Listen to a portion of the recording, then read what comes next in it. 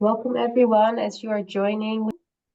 A very warm welcome everyone. We're very happy and delighted that we are here together with powerful men and women. And a big welcome to our Meet and Greet 5, organized by Women's Federation UN Team Vienna. And with the theme, working together for a more resilient and sustainable future for generations to come. So we have very interesting and powerful speakers today again.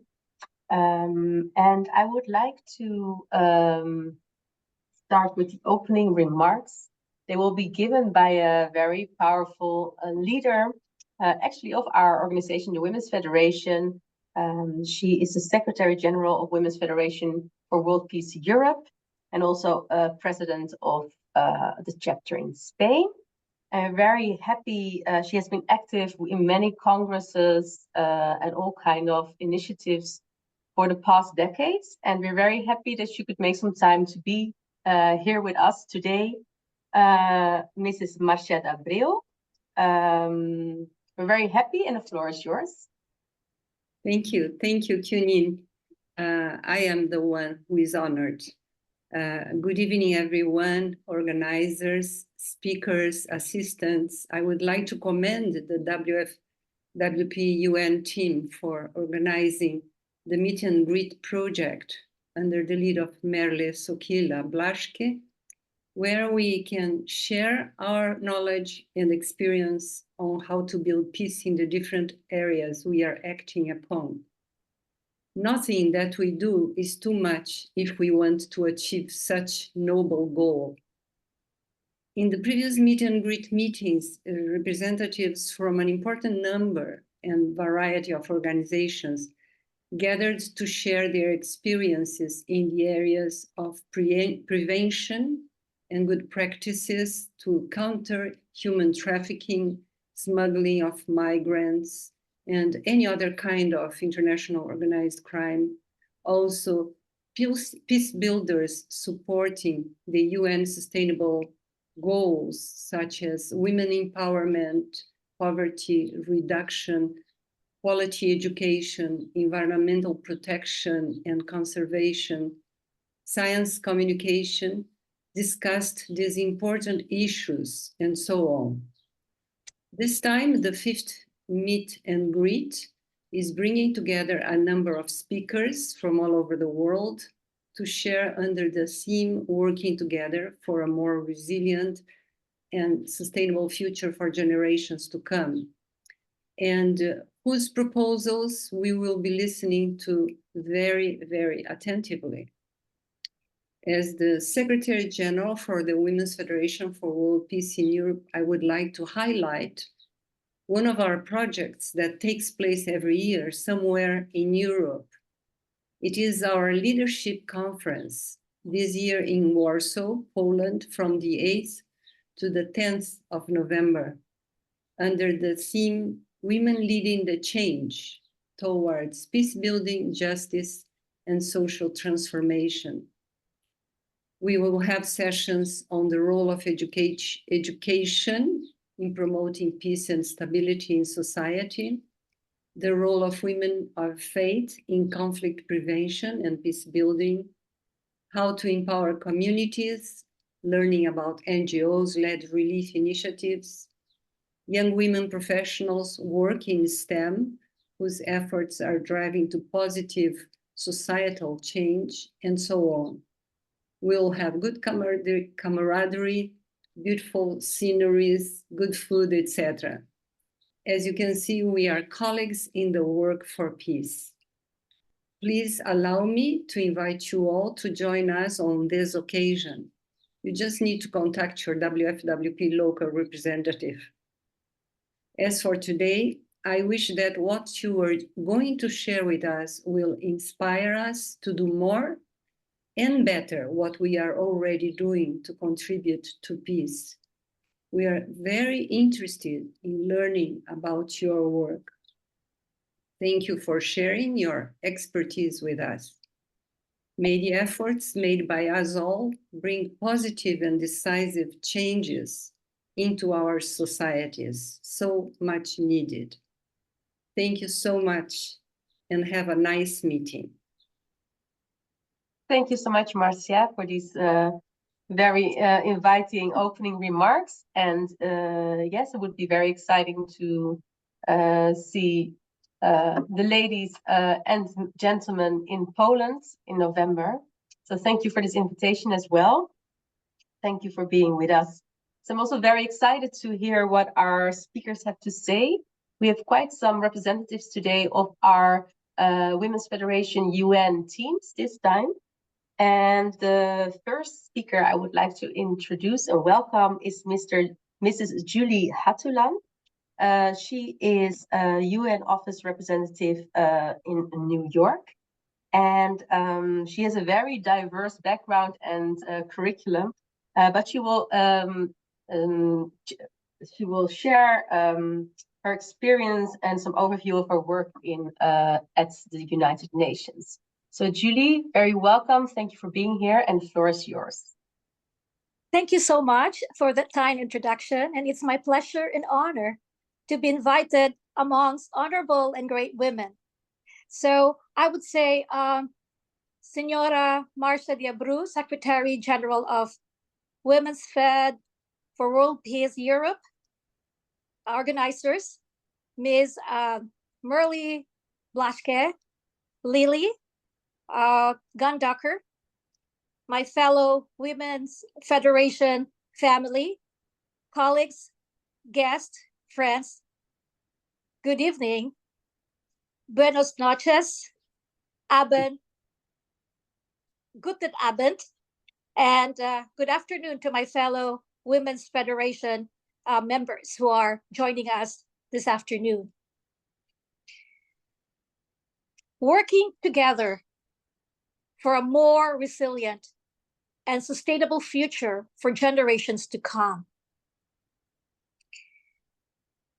I would share Patrick Henry's last public speech given in 1799, clasping his hands and swaying unsteadily. And he used this phrase, "United we stand, divided we fall." Togetherness are ways to make it a reality, and it creates an impact to reach our goals. Working together for a more resilient future generations. These 17 sustainable goals are doable as we commit to each other for the same goal and purpose. The 17 Sustainable Development Goals are the blueprints for a better world and can improve life for all of us. In unity, are we able to withstand challenges and face to live on Earth, use its resources without depleting it for the future generations? Yes, together we could do it now. Let us pave the way for the future generations to come. Get the youth involved right now. We have to act with urgency to hasten the needed changes that will add up to better lives on a healthier planet. What happens if we, millions of people, work together? Certainly, I would say a sustainable future for all of us. I will not discuss what I have in my PowerPoint, what I could put on the table as a civil society, because I know all of us and all of you are very knowledgeable on that. That's just an FYI. Also, I would like to share my experience when I attended the Summit of the Future in Nairobi, Kenya.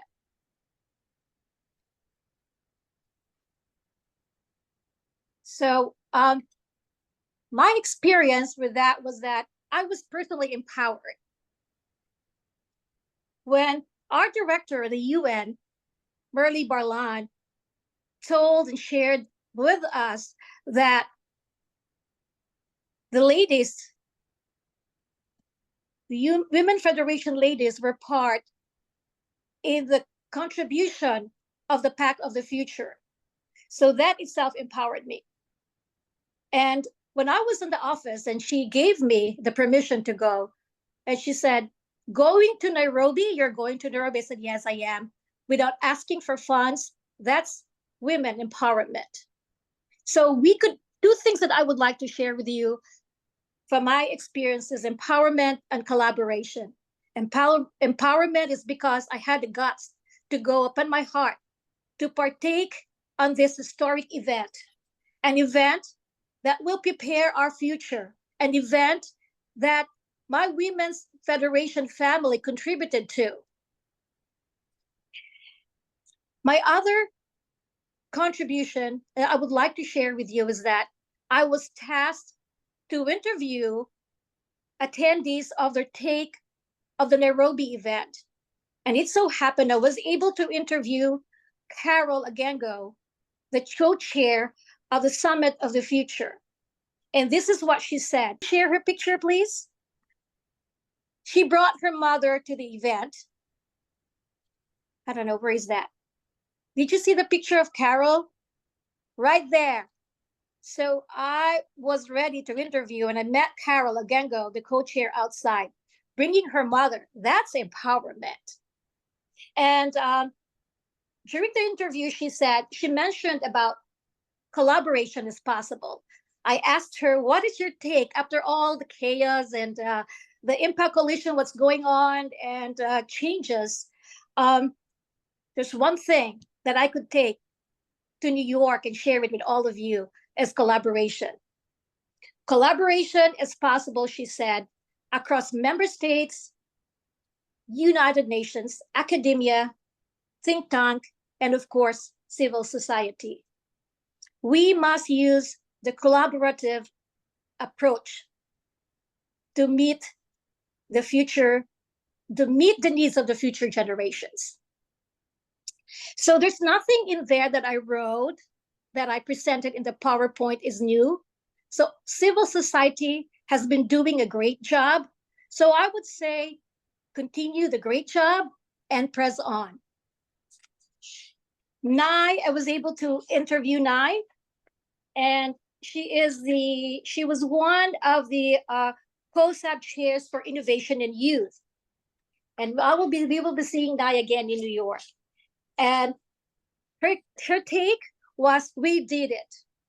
Again, togetherness, unity, collaboration, we did it. We went through the path of the future, challenging each other.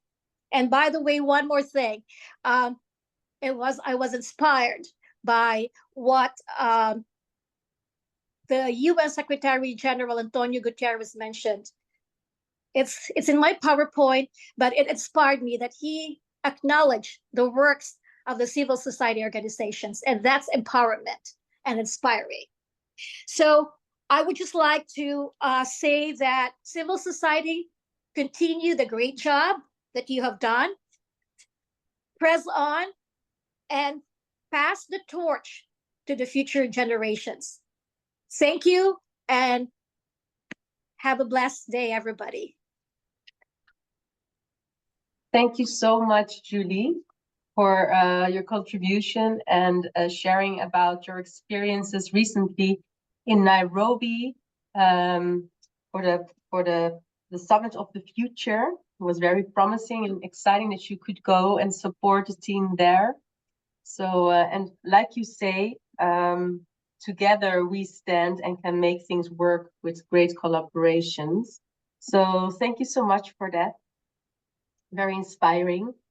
Then we're gonna meet another Women's Federation UN team member, but she is from Team Geneva here in Europe, and she has been a representative for the UN office in Geneva, and a very diverse CV as well.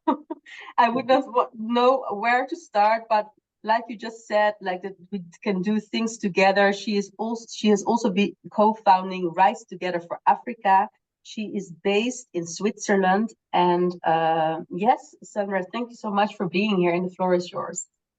Thank you so much. Thank you so much for this opportunity. Thank you, Mel, for this great opportunity.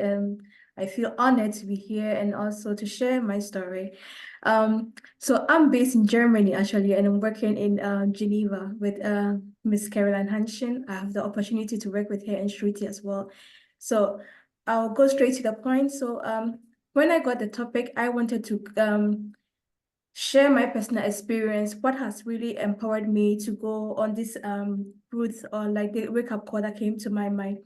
So I want to share how grassroots initiatives, multi-stakeholders collaboration, and empowered local communities can drive positive change when it comes to sustainable development goals. And before I start, I would like to share a quote from Nelson Mandela, who says, "Do not look the other way. Do not hesitate. Recognize that the world is hungry for action, not for words. Act with courage and with vision." So how did my story start? During my year of studies, I moved to a small city in Germany to study. And during my study time, on my way to take the train, some young guys in the train in their car called me the N-word, which is actually the racist. So it was like I was in kind of a shock. I didn't know, with anger, with anguish, I didn't know what to do at that moment, either to go back to my house or to take the train. So in the middle of the train station, I came up with so many ideas what I could do. But unfortunately, I couldn't see the car number, so I couldn't call the police to even report them. So then I thought of the international students who are also on the campus, who are there from different African countries, what they may be going through if they face this racism and with this criticism. So I came up with leaving no one behind. And I'll focus on the three SDGs, like good health and well-being, that's the SDG 3, then SDG 4, quality education, then I'll talk about gender equality.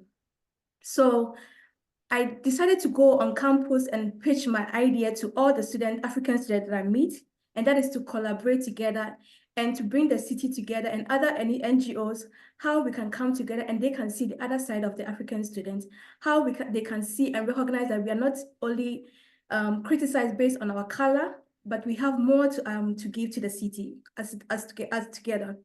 So what I did was, like I said, pitch my ideas, and luckily enough, I found some African students who were interested to work with me. We were a team of 7.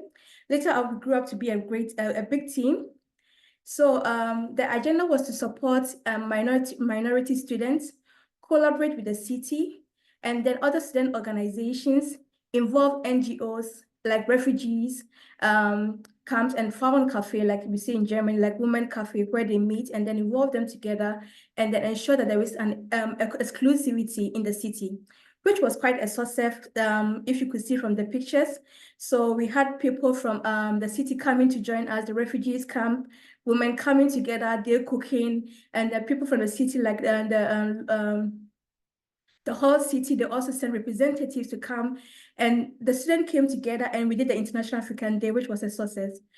So going back, I thought that wasn't enough because it was only seeing the culture of our countries representing us, but somehow also it helped with the student, because then the student, before, they were having difficulties even getting rooms on campus in the village. But this opened up that the people were able to give them even rooms for them to rent.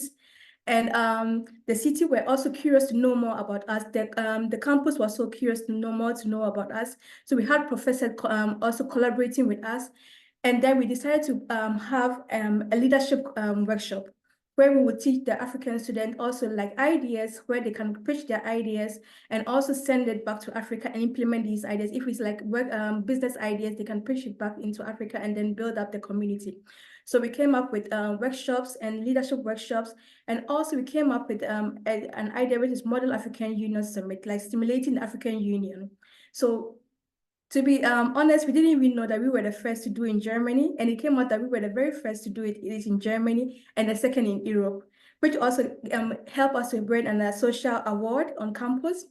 And this was like a unique platform for other students also to collaborate. And also gave us also the opportunity to meet the former environmental politician, which is Mrs. Barbara Hendricks, also who came and also gave us like encouragement not to give up and also to continue with this initiative. So I'll go to the 5th slide.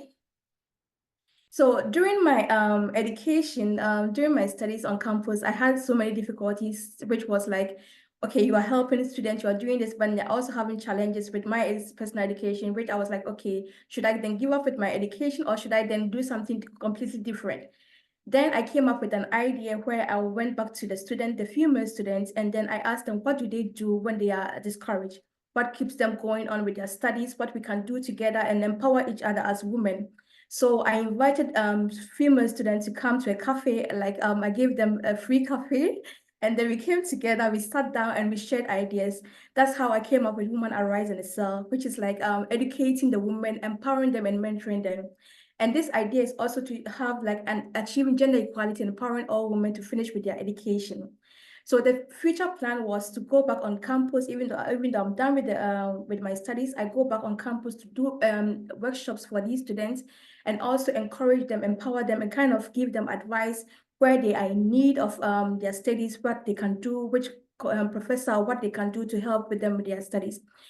And I realized that for them to keep on going, I came up with a journal that I collected voices from other women, like quotes from other women, encouraging them each and every day not to give up with their education, not to give up in life. And this is the journal that I came up with. And the idea was to sell it to them whenever they are when we meet during the workshop, to encourage them, and also like use some of this money to contribute to other initiatives in Africa, like especially the children or the youth in Africa, so that they can they can also continue with their education, like providing them with sanitary pads and other things. Yeah, so this is like the short story that I would like to say, that we can really do as grassroots or as civil society. We can empower the people. We can look at the places where there is lack of motivation, lack of opportunities, and we can tackle these issues, and then we can empower the people. Because even though we are no longer on campus, some of the initiatives that we started whilst we were on campus have been taken over by other students, which is like a continuous thing that is going on. And then also the university has also taken the Modern African Union Summit and even giving student grades for it. Like if you take part of that project, it can be great. You can get credit point for it. And they are doing it also in African countries, like collaboration with Kenya as well.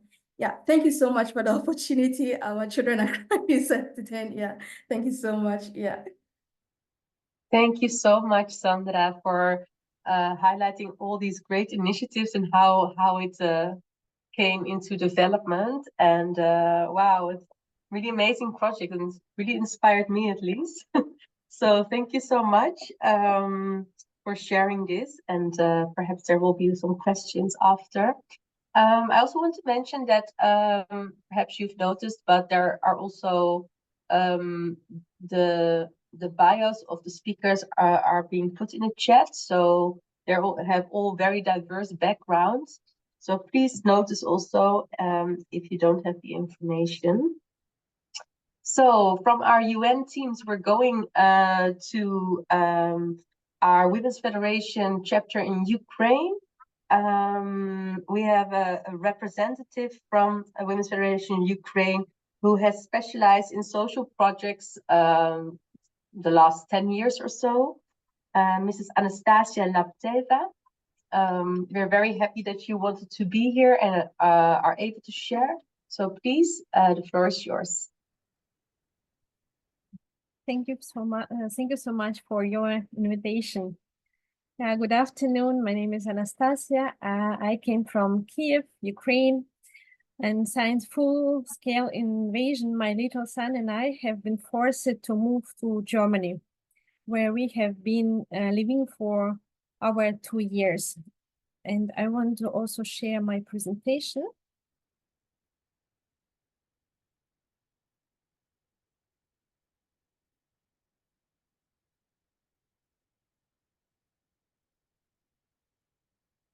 So today we are here to discuss an extremely important topic, sustainable peace. It's not just a concept, it's a reality that we strive to live in and that we create every day through our actions. Today, it's not just the absence of war, it's the goal and the process of forming a unified vision of society taking into account the needs of all its segments. It means taking measures to prevent conflicts, their escalation, continuation, and recurrence. It means paying attention to the causes of conflicts, supporting cessation of hostilities between their parties, ensuring reconciliation, and moving towards recovery and development. Unfortunately, this issue is very close to my heart. It touches every part of my life. What can I do today to bring an end to the suffering of my people caused a hostile neighbor? How can I influence it? The war has affected every family in Ukraine. Every day in my country, not only soldiers, but also civilians are dying. Even those who were able to leave the country feel war through separation from families and friends. Families are torn apart, children are left without parental love and support. In March, 8 missiles struck few kilometers from us, shaking our house. The day we made a hard decision. My son was 5 years old when we were forced to go abroad to save our lives. We were going nowhere, not knowing what to expect, without the support of my husband, my family. And while traveling, we slept in the gyms. Our ate food prepared by volunteers wherever we could. For example, on a beach in a waiting room. Train stations were crowded with the refugees, mostly women with the small children who were simply fleeing from missiles to save their children's life. I and thousands of women like me had to start a new life in a completely unknown country. My son is 8 years old now, and for most of conscious life, he has only known his father through screen. And this is not just a personal pain. It's a common tragedy for thousands of Ukrainians' family. Children are our future, but what future do they have now? The war has robbed them of security, stability, and the right for a normal childhood. Unfortunately, they are from a very young age, they witness difficult events. More and more often, I'm faced with a question of whether to stay here in safety to preserve my physical life or to return to keep my family together. My son and I have been separated from my husband more than 2.5 years. And it is affecting our relationship, our family. The divorce rate in Ukraine has increased significantly. Families do not wish such trials. I miss my husband very much, and my son missed his father. So it's a trail for us to stay here without him. At the same time, when I think about everyday life with the sounds of sirens and shelling, I get incredibly scared. 700 meters from my home in Kiev, the Retroville shopping and business center was destroyed, a place where we often spend time as a family. In such moments, I get very scared. What if we had been there at that moment? One of the goals of sustainable development is a quietly education. But when I think about it, what can I give to my son? When I send my child to school, I don't know if he will have time to hide in the bomb shelter when the shelling starts. If he come back to, home from school in Ukraine because of the shelling of aggressor country, he will have to study in unsuitable and inappropriate conditions.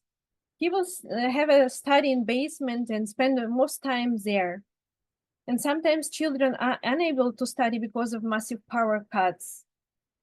But at the same time, children who have go abroad face many difficulties in their studies, starting with a language barrier and ending with a deep psychological trauma and have experienced as a result of the war. I know children who cannot go to school because they have seen the occupation forces separating children from their parents and taking them away. And the Russian Federation is waging terror against the children of our country. Since February 2022, 550 children have been killed and countless other injured, traumatized, and raped. Children are being taken out of the country. 90,000 abducted children are in captivity. They are being abducted, forced, undergo military training, and sent to a war against Ukraine. It is a violation of human rights, a violation of the right to life. The Russian Federation kidnapping children, changing their passport information, adopting them into Russian families, separating brothers and sisters. This is violation of human dignity, and we must fight against this. The Women's Federation for World Peace in Ukraine was founded in 2007. I have more than 10 years experience in this organization. Until 2020, we deal with the gender issues, equality of rights for women and men. But since Russia invaded our territory, our priorities have changed. Women began to defend their country on an equal footing with men, and we helped meet their humanitarian needs at the front line. We provide psychological, psychotherapeutic, and humanitarian assistance and conducted integration work with internally displaced persons. We know what post-traumatic syndrome is. We have seen how people suffer from occupation. And what does sustainable peace mean to me as a mother, wife, daughter, and civil society activist? It's a peace where people are valued as individuals and their rights are respected. It means freedom, mental and physical health. Every day I ask myself, how can I be happy? What can I do for society? Through our organization, we are implementing the Sustainable Development Goals at the national level. It's not just a theory for us, it's what we'll be doing for over 10 years. Overcoming poverty and hunger, ensuring good health, equality education, clean water and proper sanitation, and real change that we solve every day. We work with governmental and not governmental organizations. We know the real situation in society, and we combine our skills to achieve a common goal. We must create a future in which every child has the right to happy childhood, every person is valued as individual, and peace is sustainable and just for all. And I want to end my presentation with the words from our President of Ukraine, Volodymyr Zelensky. Ukrainian died, Russian raped our women, stole 10,000 of our children. Therefore, no one has the right to tell us how this war should end. Thank you so much for your attention. Thank you so much, Anastasia, for your heartfelt sharing and highlighting the projects of Women's Federation Ukraine. The Women's Federation Ukraine was always already very active when this war was not there. I know we were able to visit also, and the work with internally displaced people has been going on for quite some time. Now it's a very different situation. It was very heartfelt, so thank you so much for sharing, especially because it's also personal. Yeah, I myself also work with refugee kids from all over the world, actually. And the pain of not being able to be together as a family and also not knowing when you can be together. I guess that's the worst for a person, for a human being. Thank you so much for sharing and for highlighting these beautiful projects of Women's Federation Ukraine. So yes, then we go to our next speaker. I hope we are happy to hear about all the different innovative ideas and projects for working together for a more resilient and sustainable future for generations to come. And we also have invited Mr. Anupam Dutta. He's the founder and CEO of Headway BPO of America, headquartered in New York. His company specializes in digital transformation, focusing on technology consulting and outsourcing services, and with a mission to create more job opportunities across the globe, very much needed. He emphasizes cost optimization through digital technology adoption. So, Mr. Anupam Dutta, you're also working closely with our office in New York. Thank you so much for being here, and the floor is yours. Okay, thank you, Ms. Olivia, and thank you, Ms. Maria, Secretary General, and dear distinguished guests and speakers, my Women Federation esteemed colleague and fellow advocates for the peace and sustainability.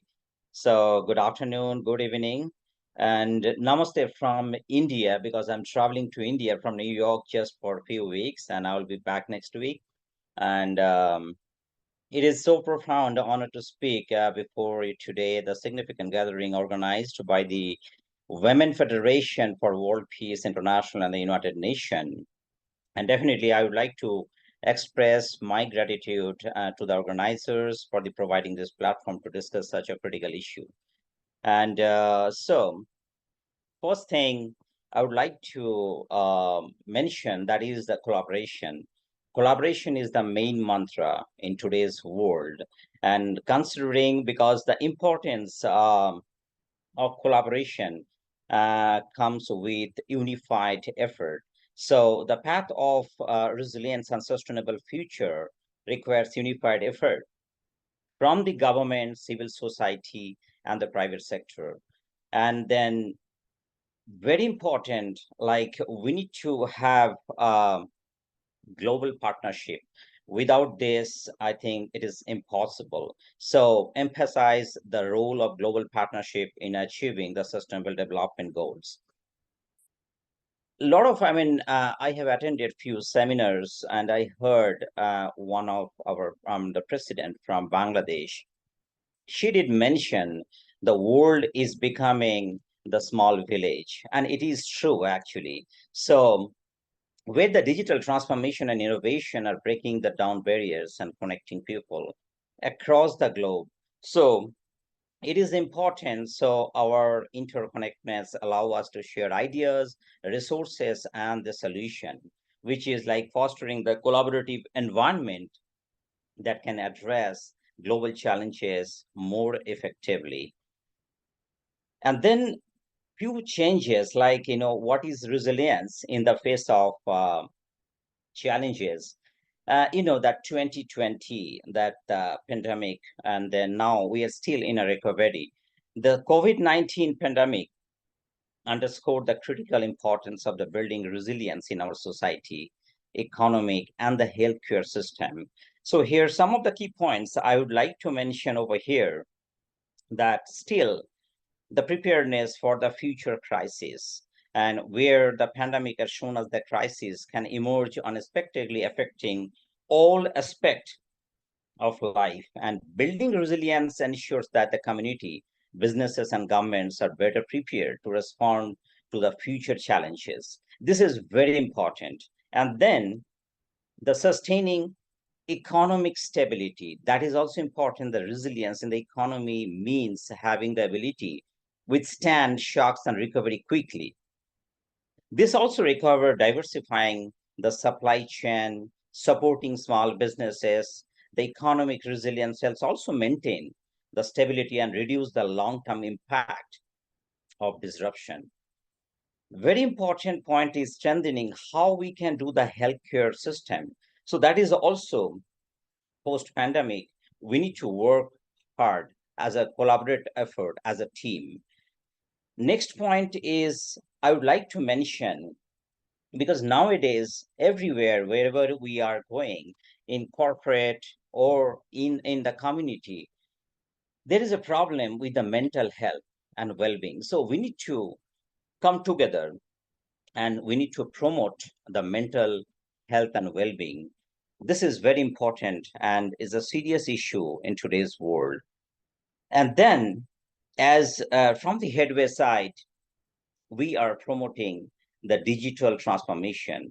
The world needs the digital transformation. So here we need to put that how we can enhance the digital infrastructure. So digital transformation has been a lifeline during this pandemic. If you remember that enabling remote work, online education, telehealth services, everything we have seen over there.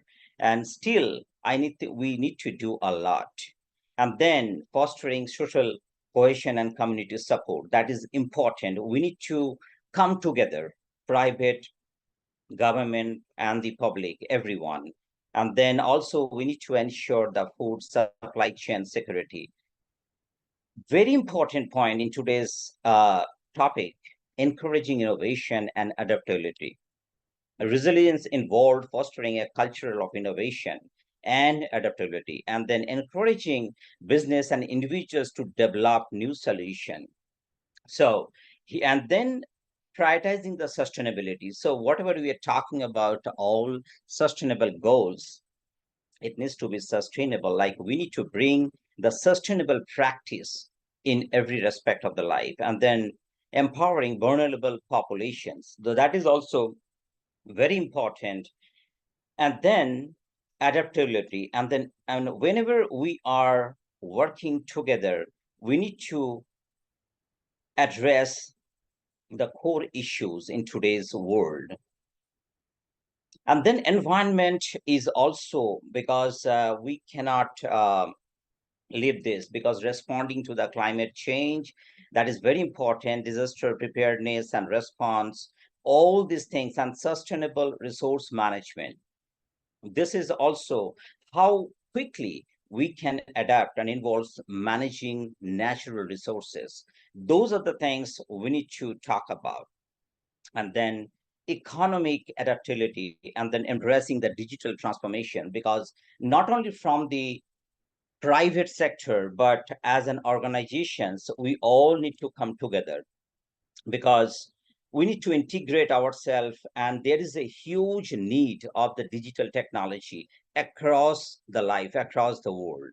But how we will develop this and how we can sustain those things we need to talk about. We need to develop the workforce for the future. And then again, like social adaptability, like it is not only that you think about the digital transformation, but how we can promote. So we need to create some kind of environment where we can promote the social cohesion of this social adaptability, and then addressing the inequalities. Those are the things, enhancing the public health infrastructure in everywhere across the globe. But here we need to strategize, not only from the Women Federation, but from the UN, and as a team, collaborative approach, we need to come together. We need to develop the agile leadership, where leadership that embraces changes and foster a culture of innovation is crucial. Agile leader can navigate uncertainties, inspire their teams, and drive adaptive strategies. So those things are very important. Community engagement, like we always talk about in United Nations and Women Federation, but how we can execute all these things. So are we ready for it? So we need to bring more ideas and come together to community engagement. And then if like we are digital transformation company, but how we can bring a model of the continuous learning. So where we can, bring, or we can expand our horizon in a global level as well as the local level too. So here we need to bring the collaborative partnership and all these things over here. So for the sustainable future generation, environment and education both are equally important. And here we need to bring the youth engagement and key role of the women.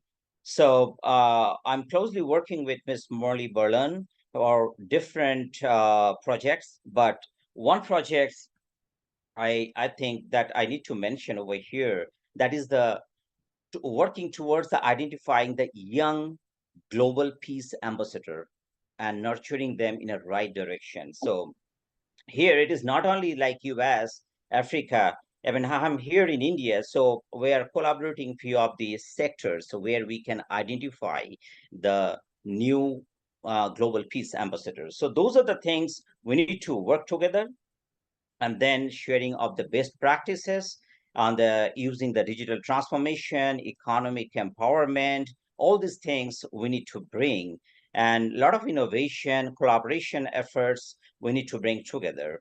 Education, and one very important point I would like to mention, that is education through skill development, because skill before pandemic and post-pandemic, everything got changed. So are you ready for it? So as an organization, we need to bring a lot of skill development efforts across the globe. So yeah, so these are the things we need to bring it. The way forward should be the policy advocacy, community involvement. Those are the things we need to bring. And in conclusion, thank you once again, everyone. I would like to say that vision of hope, where our conclude with a vision of the hope and determination, responding the belief through the cooperation and perseverance, we can create a better world for the future generation.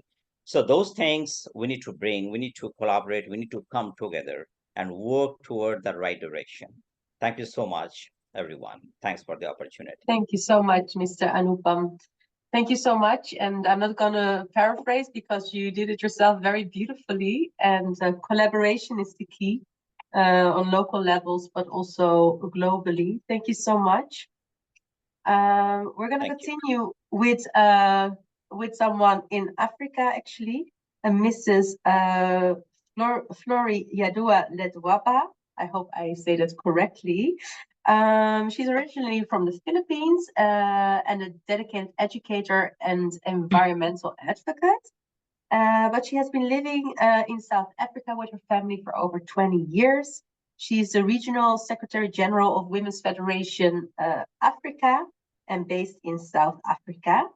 She will share a little bit about the projects they are doing there, working together for a more resilient and sustainable future.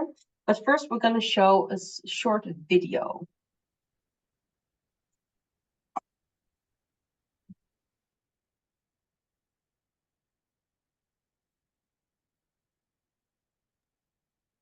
I think we're just waiting for the technique yet.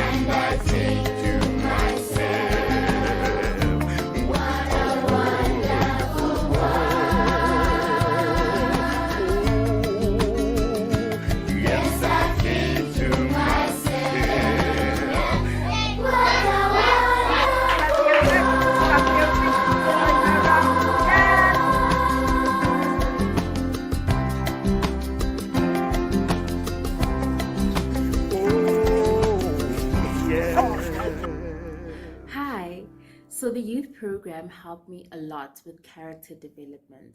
I learned a lot of life lessons that I still use till this day.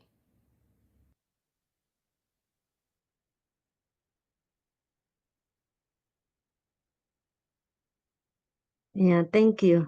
Thank you, Kyung. Thank you, Women's Federation for World Peace UN Vienna, for this opportunity. I would like to greet everyone. Good morning, good afternoon, good evening. Greetings from South Africa. And thank you for this opportunity. And as you just have seen in the video, starting from my humble beginning in the Philippines to my current home in South Africa, my journey of over 40 years from the age of 17 is rooted in a deep passion uh, to live a peaceful, safer, and sustainable world for future generations. Recognizing that the youth are the trailblazers of our future, and this platform, Meet and Greet, demonstrated that what we as civil society can do to contribute to a more resilient and sustainable world, featuring different speakers to get to know each other and collaborate, as the other speakers reiterated the importance of working together to achieve the Sustainable Development Goal. My own work aligns with this vision, driven by the belief that with passion and determination, anyone can contribute to societal betterment. Education, as we all know, is a powerful tool for change. By providing children with the ability to read and write, we open up a world of opportunities for them. This is not just about academic knowledge, but about instilling hope and the possibility of a brighter future. Moving to Africa, I continued my work and organizing, especially youth camps, workshops, seminars, and also having some literacy project to underprivileged children. And these programs are about teaching values, the importance of sexual purity, climate change, and issues like using social media responsibly to youth and other things. These programs aim to equip young people with the moral compass they need to navigate the complexities of life, fostering a sense of responsibility and integrity. And beyond my community work, I am also a mother of 3 children and a homeschooler. This personal journey has reinforced my belief in the importance of nurturing young minds and hearts. Additionally, I practice sustainable backyard gardening. This is not just a hobby, but a commitment to living sustainably and teaching others, especially the youth, the importance of self-sufficiency and environmental stewardship. Our garden serves as a small but powerful testament to how we can all contribute to a more sustainable world through our daily actions. My journey has shown me that anyone, regardless of their background or resources, can make a difference. As we all know, no one can do everything, but there is always something that each one of us can do for the society. While there are always challenges in life, our individual contribution, no matter how small, collectively create a significant impact. And the work I have done would not have been possible without the support and encouragement of friends and families. And these individuals who shared my vision and lent their hands in support have been the backbone of my initiatives. Their belief in the cause and their willingness to contribute have been truly inspiring. So as we look to the future, the theme of working together for a more resilient and sustainable world is more relevant than ever. Climate change, social inequalities, and economic uncertainties are just a few of the pressing issues that require our collective action. We must come together, putting together our unique strength and resources to build a world that is not only resilient, but also sustainable for the generations to come. Being in Africa, this is my passion. As we always say, you know, in Africa in 2030, 60% of the population will be youth. So in closing, I urge each one of you to reflect on what you can do to contribute to the cause of making a resilient and sustainable future. Remember, it is not about the scale of your actions, but the intent and commitment behind them. Passion and determination can move mountains, and together we can create a future that is bright and promising for our children, for our great grandchildren, and for all the youth. Thank you for your time and your commitment for making the world a better place. Let us continue to work together, inspire each other. I'm so inspired as I listen to all our other speakers and strive for a more resilient and sustainable future. Thank you so much. Good. Thank you so much, Ms. Flory, and also for your beautiful message of hope and encouragement, actually. Thank you so much. And yeah, we can all work in our daily lives to make things more sustainable and create more togetherness, indeed. So thank you so much. And from Africa, we go to, I believe, America. Our last speaker of today is Mrs. Priscilla GARCES. She is a distinguished disability advocate, climate reality leader, mentor and founder of Always Forward. And despite her visual impairment, she earned with honors a bachelor's degree in diplomacy and international relations.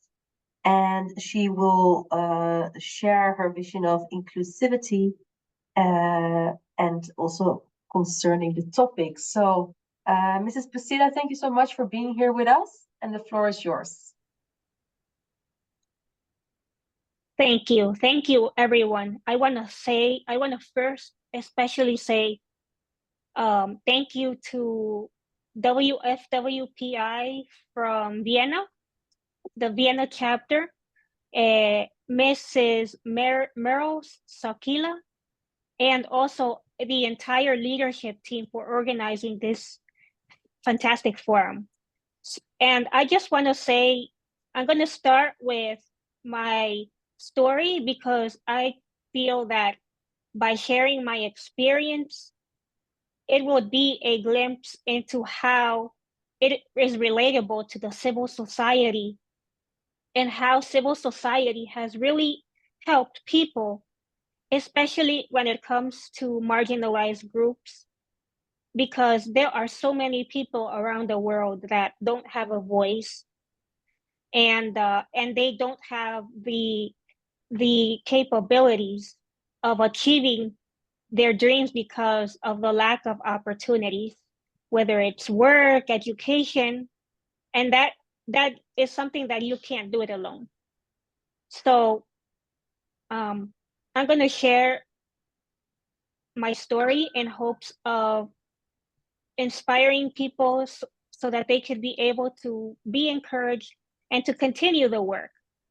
So I have my academic education in international relations, and I also have a master's in a master's in nonprofit leadership and development from Fordham University. I am also a UN representative for Women's Federation for World Peace International New York chapter.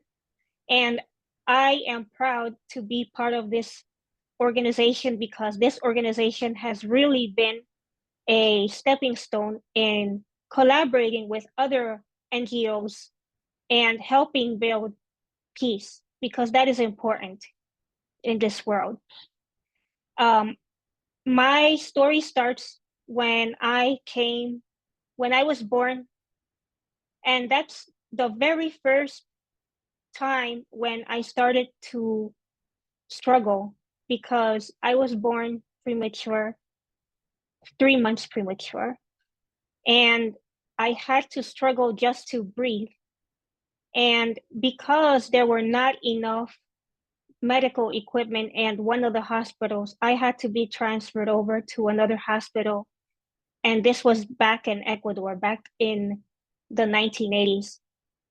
And I had to be transferred to another hospital for several miles so that I could be able to survive with better equipment and care.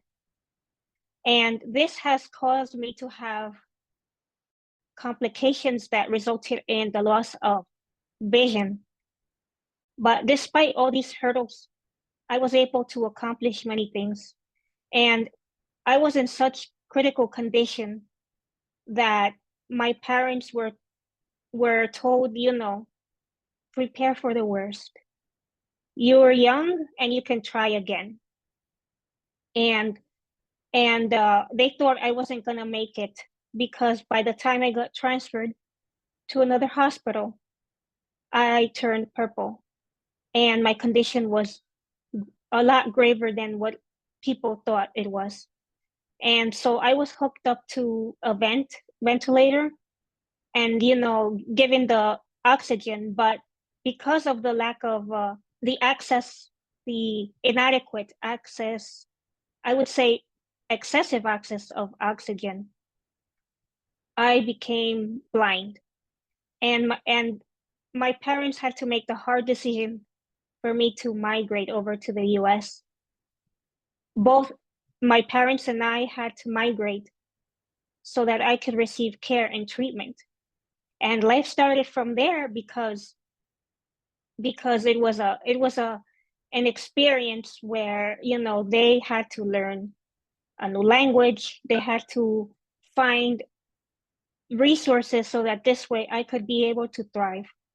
And it started from the first time I ended up learning Braille, which opened me but the open doors so that I could be able to succeed in education and I could be able to succeed until now.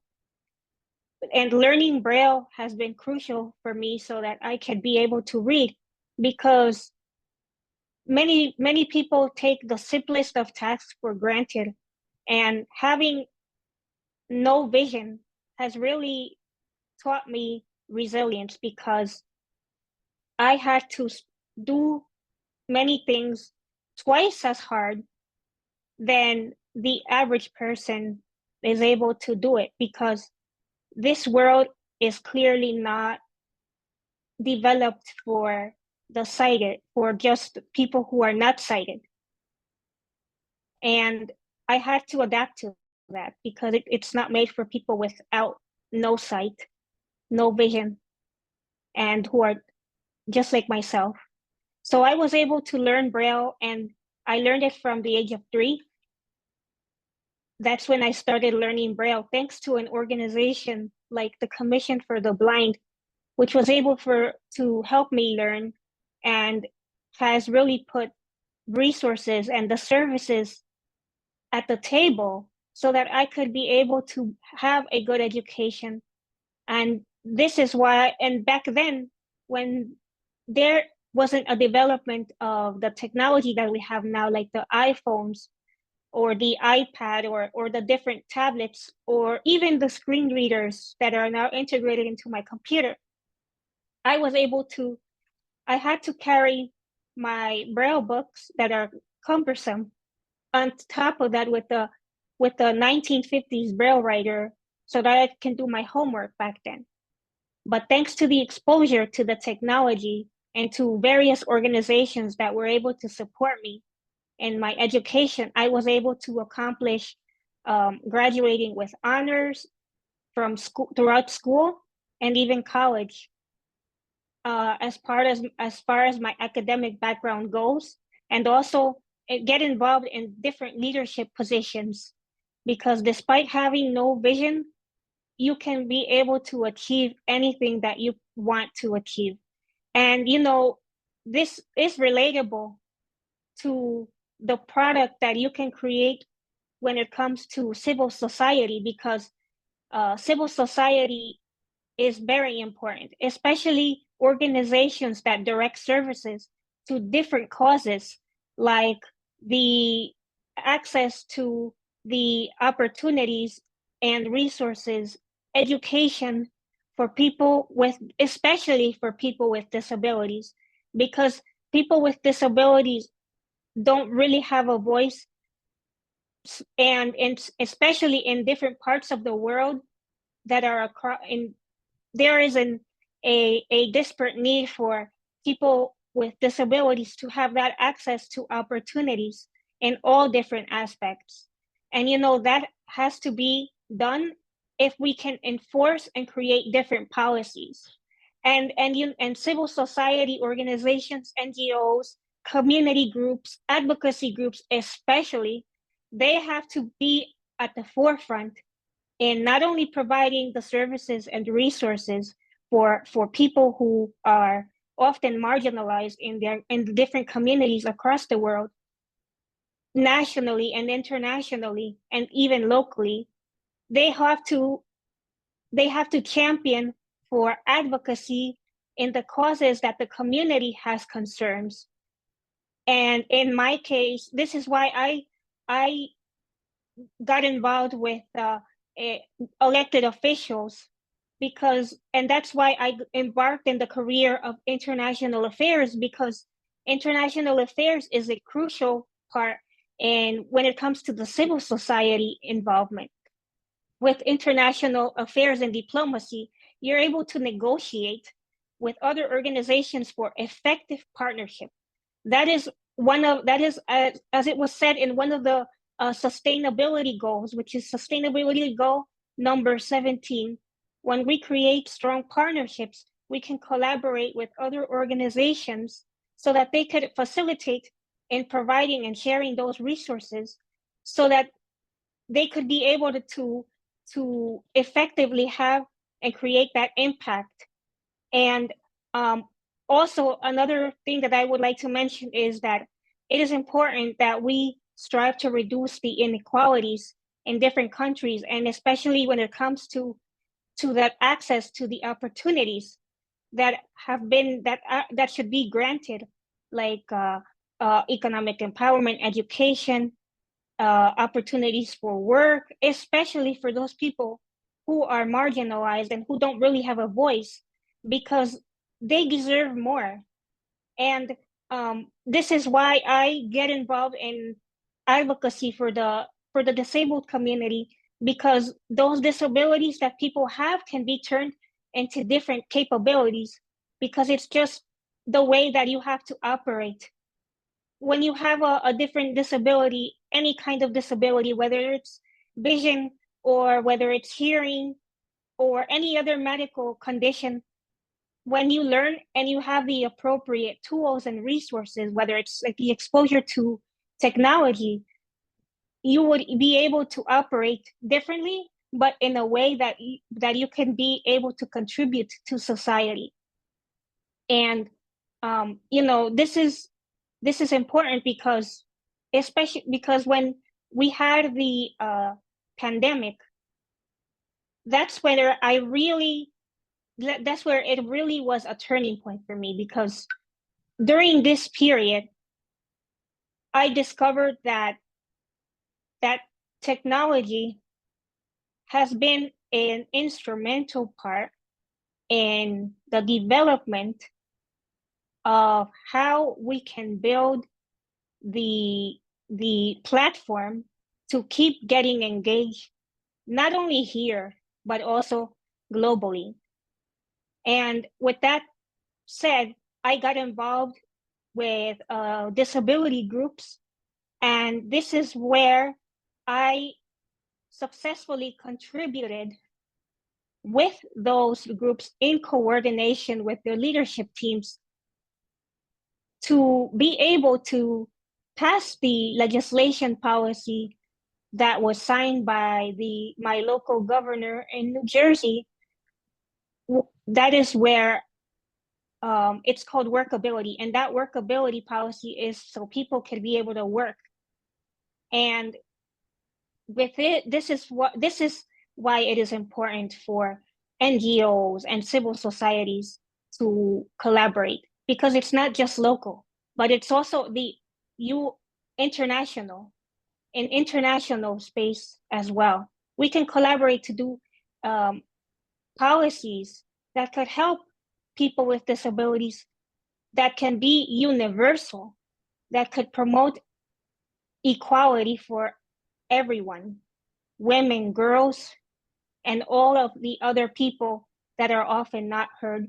We can promote encouragement and motivate people so that they could be educated. And remember one thing, that success is knowing that you have done all the best that you could at the end of the day, and that you are at peace. So I want to conclude by saying that we need to collaborate together, build peace, be able to include everyone in all spaces, in all organizations, and also, most importantly, think outside the box when it comes to accessibility for people who have different disabilities as well around the world. Thank you.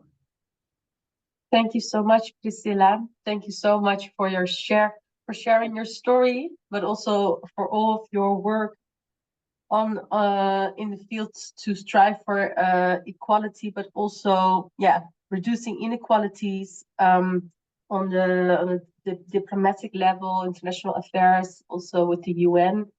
Thank you for stressing these points and also highlighting how technology and the development of it really brings us more and more together and provides more and more opportunities for more and more people. So thank you so much for sharing this. I'm actually also curious about your organization, but perhaps we will have time to ask some more after the official closing of this program. Yes, so Priscilla was our last speaker. I want to give a big hand to all of our speakers. I thought they were all very inspiring, so much more to tell. And before we go to the closing remarks, I would like to mention that we want to make a group picture. So we will do that after the closing remarks, but I would like to already prepare you so you can perhaps fix yourself or turn on your camera. That's my main point of already announcing it. So it would be great if you would agree, if you, after closing remarks, be ready to make a nice picture together and put your camera on if possible. So without further ado, I would like to welcome not Mrs. Merle Sokila, who has been the initiator of the meet and greet in our team, but we're going to invite another Merle, Mrs. Merle BARLAAN, who is the director of the UN Office for UN Relations of the Women's Federation in New York.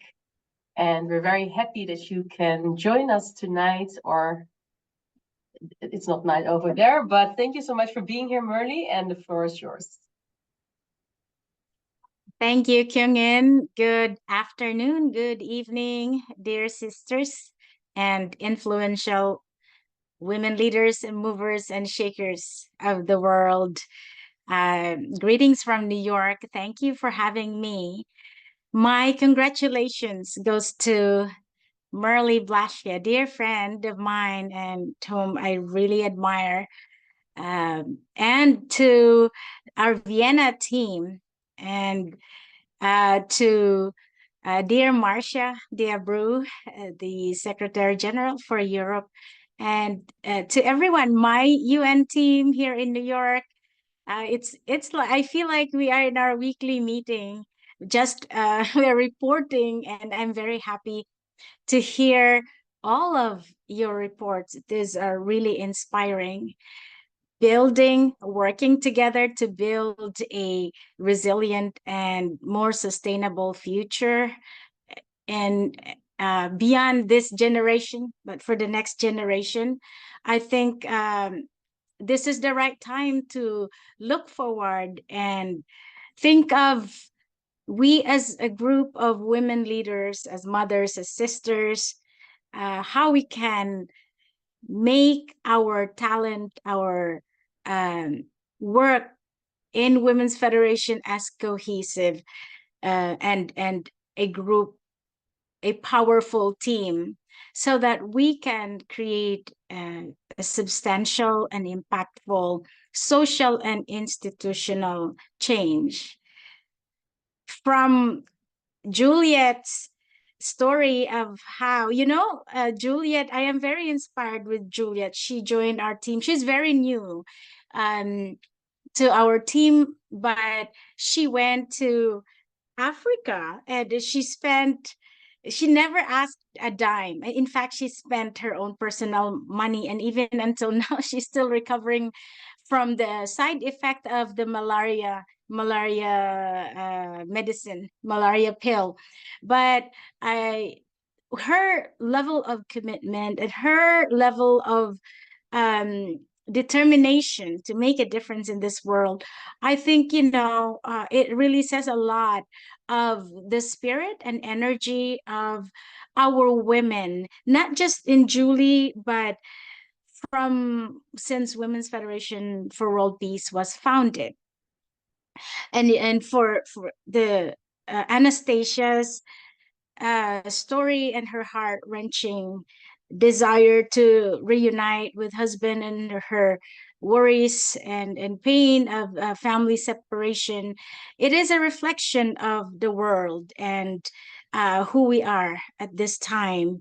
And Anupam, I'm really grateful because despite of being well, there's Ferdinand here, but the only man, but we do need a partnership of men. And I feel that with Anupam in our team, we are fully supported, and I'm a testament to how he works hard. He does his best to provide opportunities, especially financial opportunities for Women's Federation to expand and partner. And so through technological innovation and making use of the technology that is around us. And Anupam is right there to always remind me that, Merle, you got to take this opportunity if you want to stay relevant. There are opportunities that Women's Federation could innovate and be more effective and impactful. Thank you, Anupam. And Sandra, Sandra, your young energy, your courageous initiative, you saw, you encountered difficulties and being attacked and harassed, but you took the right attitude, the right direction forward to be the solution and encourage other young people to be the change, which is the right attitude in this day and age. And for Flory, we've worked together since 30-something years ago back in Philippines, and I was so happy to meet her 3 months ago, 3 months ago in March in New York. And you are a force to reckon with in Africa, and I am so happy, especially in the future, in what 2050. So there is this I forgot the term, but the Africa is the future. The working age in 2050 majority will be coming from Africa, and Women's Federation and Women's Federation Africa, they are in the right spot, creating a influence in the mindset of young people, because when you think about it, America in the last 200 years, in America became at one point the most powerful nation on earth, but it didn't last long. But any country, and even like if you study civilization, the most a civilization or country can stay in power is 700 years. And then after that, they go down and they're taken over by another more powerful country. But the lesson there is that how do we establish resilience and sustainability in our power and our future?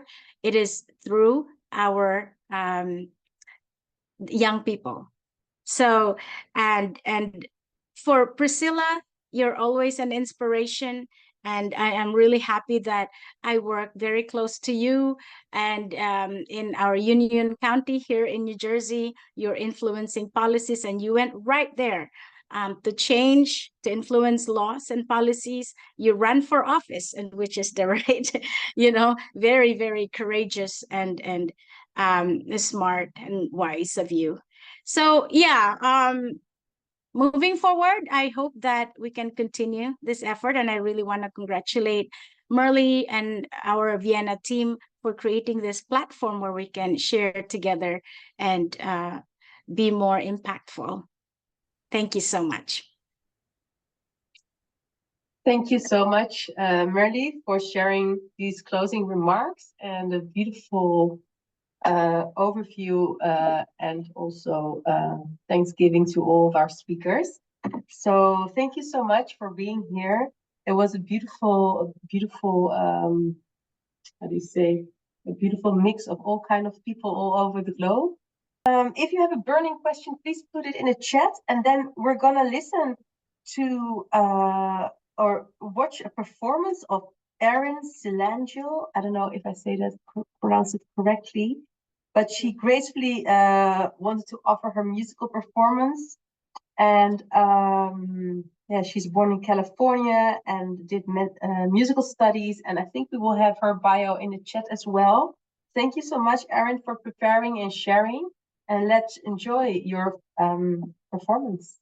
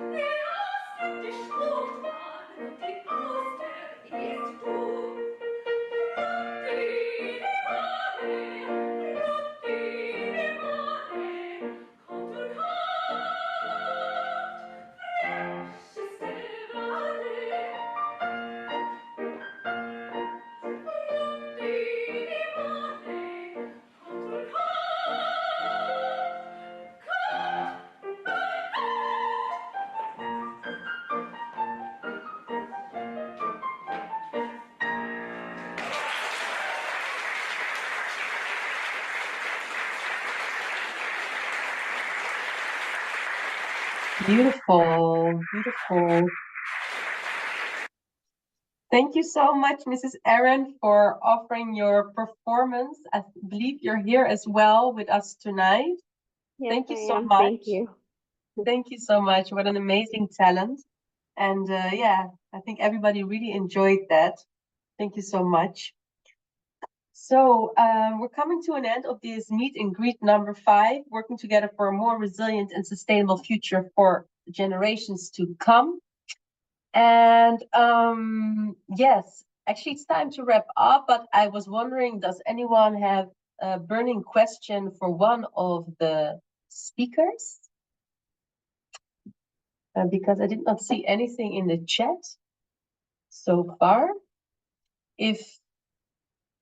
So don't be shy, but if not, we can always connect you with our speakers tonight, because it's a meet and greet, and the whole point is to have a platform to hear about projects, to hear about new innovations, new developments, and connect with each other. Like, there was kind of the main theme that all speakers mentioned, like tonight: togetherness, collaboration, young empowerment, and sustainability in all fields of life.